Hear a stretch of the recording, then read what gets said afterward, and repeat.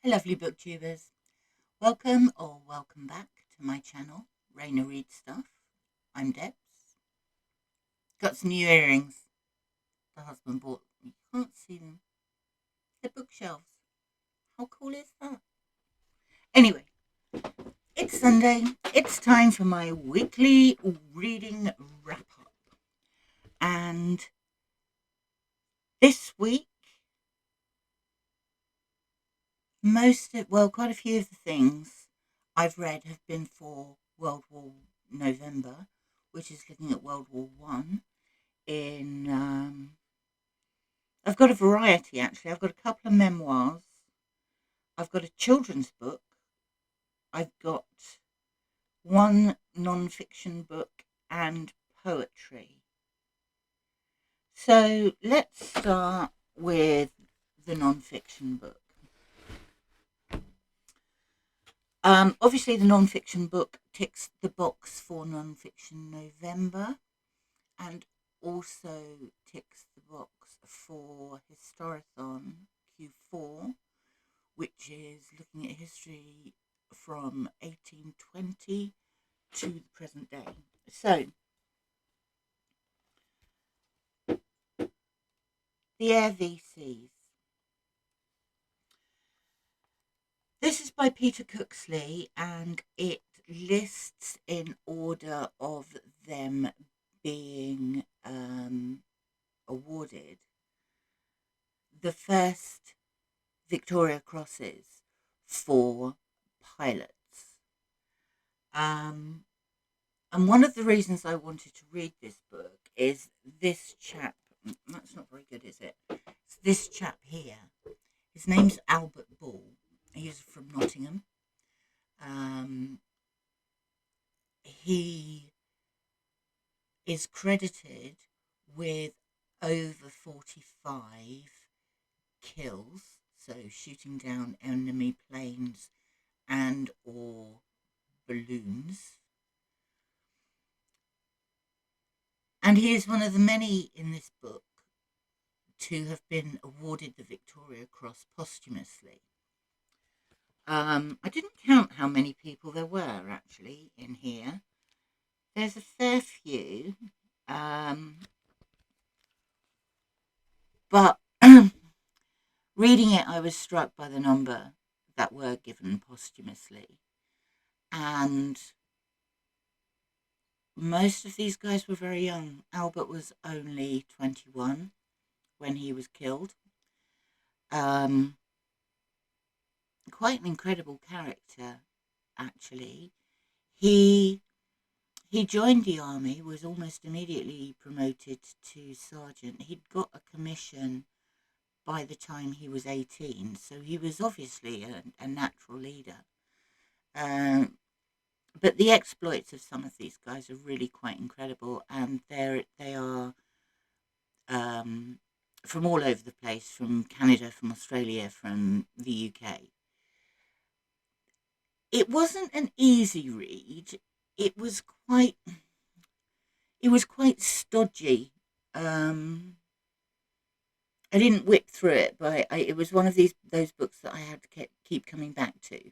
But each chapter is on a different airman, and Albert Ball appears in the middle. Like I say, they're in order of when the Victoria Crosses were awarded. So I'm glad I've read it. It was interesting, but I didn't find it as easy to read as some of the history books I've read. Next up, a couple of memoirs. This, To Fight Alongside Friends, the First World War Diaries of Charlie May. Now, you weren't allowed to keep a diary, but he actually managed to, quite convincingly. After he died, 7 notebooks full of his diaries were found. This book's incredible, and it's a bit like a television series or a film. Charlie May just seems to have been the most gentlemanly, cheerful, loving husband and father. He was beloved by his troops. Throughout his deployment in the trenches, he managed to keep cheerful for the most part. Yeah, he seems like quite an incredible man. He was married. He absolutely worshipped his wife. They had a very young daughter.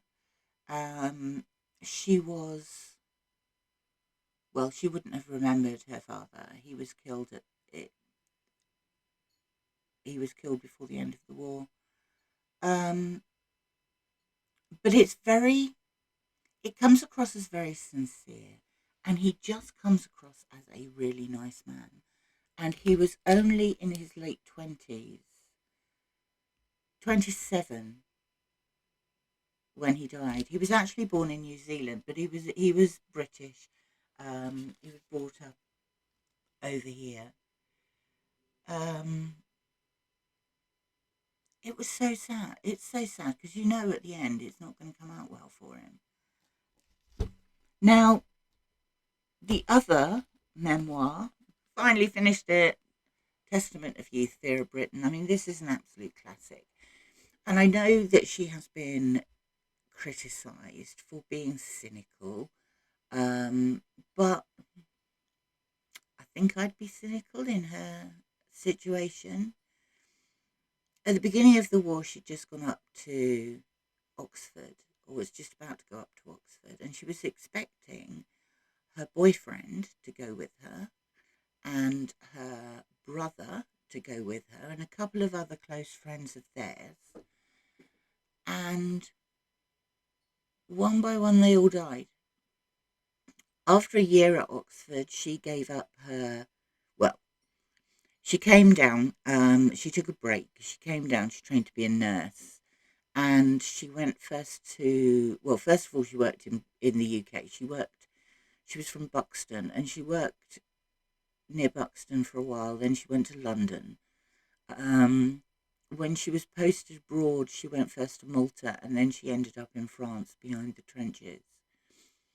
And her boyfriend, who she had hopes of marrying, was killed.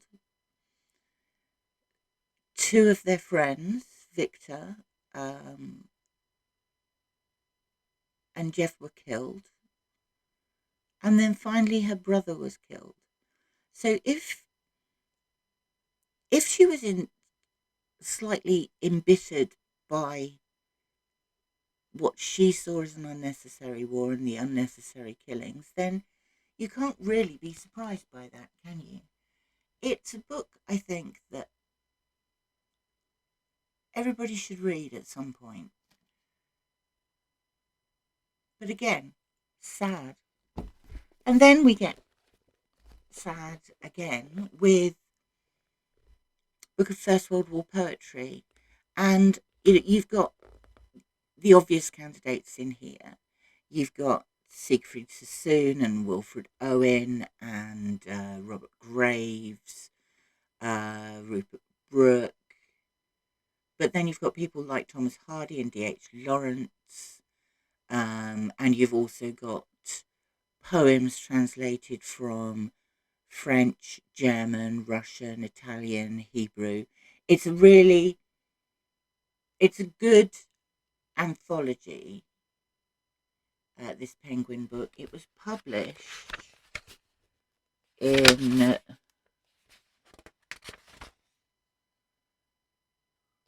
it was first published in 1979. But again, sad.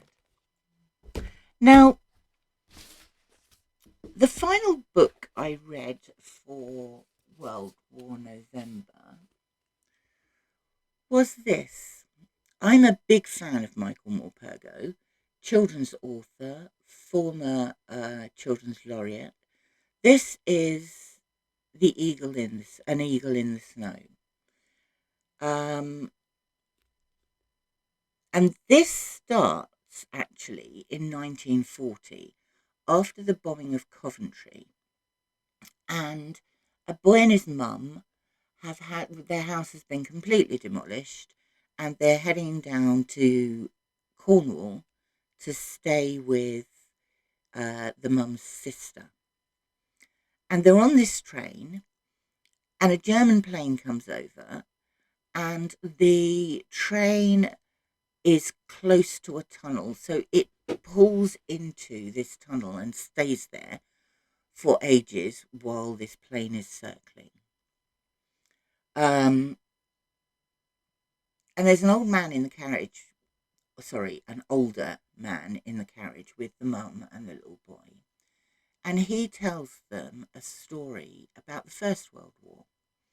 And it's about someone who thinks they caused the Second World War by fighting in the First World War.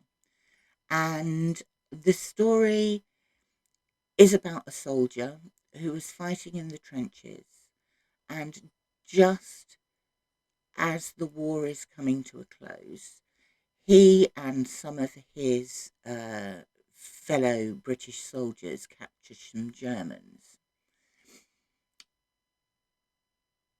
And the Germans have surrendered to them. And then another German soldier comes out of some bushes, brandishing a gun. And the British soldier persuades him to put down his gun, and then he lets him walk away. And this is based on it could be or could be not true story of Private Henry Tandy, who also got the Victoria Cross. And one of the urban legends about Private Tandy was that the German soldier that he let go, was Hitler. It was Adolf Hitler serving in the German army. And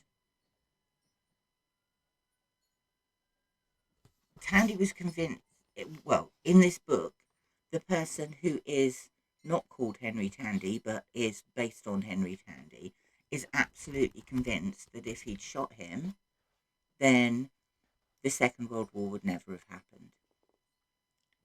It's a good book. It's a good book for kids. Michael Morpurgo has written several good books, hundreds of good books for kids, but particularly First World War books. Warhorse, Private Peaceful, A Medal for Leroy, all deal with the First World War in a way that's accessible for children, but it still doesn't pull any punches. He is a brilliant storyteller, and if you want storytelling for kids with historical fact put into a good story that is specifically written for children, he's your guy. So that's 5 First World War books. I've read quite a few over the last 3 weeks, and I've got to the stage where I'm a bit numb, because they do make me sad. An entire generation of people wiped out for spurious reasons. So I did want to read some other things.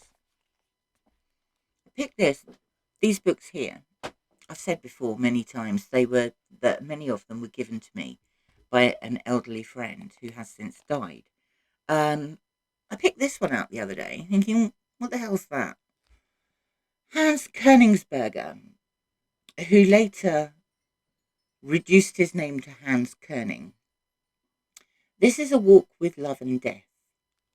And I picked it up off the shelf, had a quick flick, and then didn't put it down again.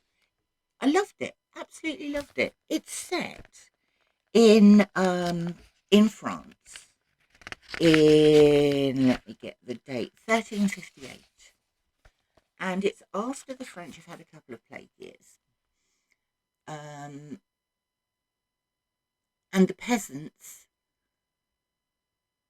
kick back against the nobility and start burning castles and looting and killing anyone, knights and soldiers, and this is about a guy who is a student in Paris, and he decides he's going to get out of Paris and he's going to walk to the coast, where he's going to go across the channel. He's going to get to Oxford and he's going to continue his studies there. On the way, he's put up for a night at this castle or stately home that is, it's called Dation. And he meets the daughter of the house, who he promptly falls in love with. But he has committed to himself to go to London. So he carries on walking, and he comes to this town. He's put up somewhere else. There's a big kerfuffle, and some people come who say that Dation has been looted and burnt to the ground. And so he feels compelled to go back and find Claudia. And although her father has been killed, all her possessions have been burned, her house is in ruins, he does indeed find her and persuades her to go to London with him. So they start walking again, not inconsiderable dangers, and it's about their relationship and how they fall in love. But it's also about death, in that they know at some point they are going to be killed by one side or the other, because one side in these battles would kill Claudia and the other side are likely to kill him. I'd never heard of it. I knew nothing about it, and I loved it. Finally, something to cheer me up. Richard Osman, The Bullet That Missed. This is the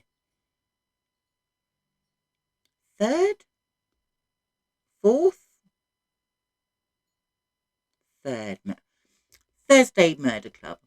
This is by Richard Osman. Richard Osman, for those who don't know, is a British comedy writer, a comedian, a presenter. He is very funny. These books are brilliant. I actually read these in order, and I think possibly they would work as standalones, but it's probably better to read them from the beginning. So the first one is the Thursday Murder Club, and that introduces 4 geriatrics in a nursing home who have taken it upon themselves to investigate cold cases. Now, the reason they do this is because Elizabeth, who is the unofficial runner, she runs the group.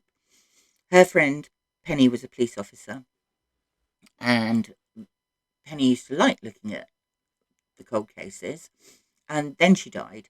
So we have Elizabeth, who just happens to be a former MI6 agent, and then we have Joyce, who is a former nurse and completely dappy, but nothing phases her.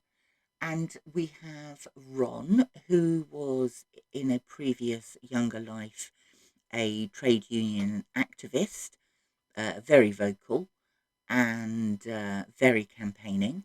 And then we have Quiet Ibrahim, who was a psychologist, and the 4 of them are completely different, from completely different backgrounds, being completely different skills.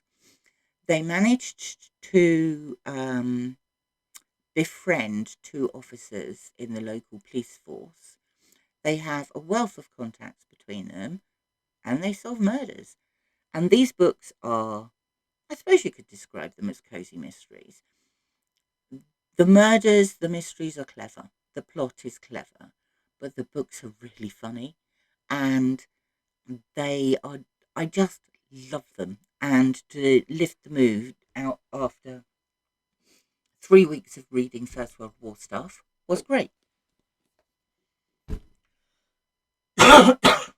So that's my reading for this week. I'm quite pleased in that I am keeping up a book a day for the Read What You Own challenge. So I'm on 14 books in 14 days, which is great. I think I've numbed myself to the World War One things now. I think I need a week where I just mood read. So there are a couple of books that I am in the middle of. One, of course, is Post-War by Tony Judt that I am buddy reading with Stephanie Cohen and John David. We have embarked on part 2 now, which we need to finish by the end of the month. I am a few pages in, like 20 pages into 20th Century Britain. These are part of the very short introduction by Oxford University Press. This one is written by Kenneth O. Morgan. I think these books are great. They pack a lot of information into a very small space. So I thought I would read that. I'm also partway into The Devil's Cup, History of Coffee. Well, actually, it's not the... It's sort of the history of coffee. It's written by Stuart Lee Allen, who is currently, and I am up to page 30, he is currently tracking around Ethiopia trying to find a decent cup of coffee, and also an old style of coffee. So this has been recommended to me by a bookseller at Waterstones, and so far it's looking very good. I am also partway through, I've left this in the house because I'm reading it, Snowblind by Ragnar Jonasson, who is one of my favourite Scandi Noir authors. It's a reread for me, haven't read it for ages, but it will take some space, make some space in here. So that's it from me for this week. I hope you've had a good week reading. I shall chat to you again in the week. I'm going to put up some shorts about where I am with the Read What You Own challenge. Please like and subscribe. It would be lovely to chat to you. Let me know what you're reading. If you've read any of these, let me know what you thought of them. And I shall speak to you again very soon. Have a lovely week. Bye for now.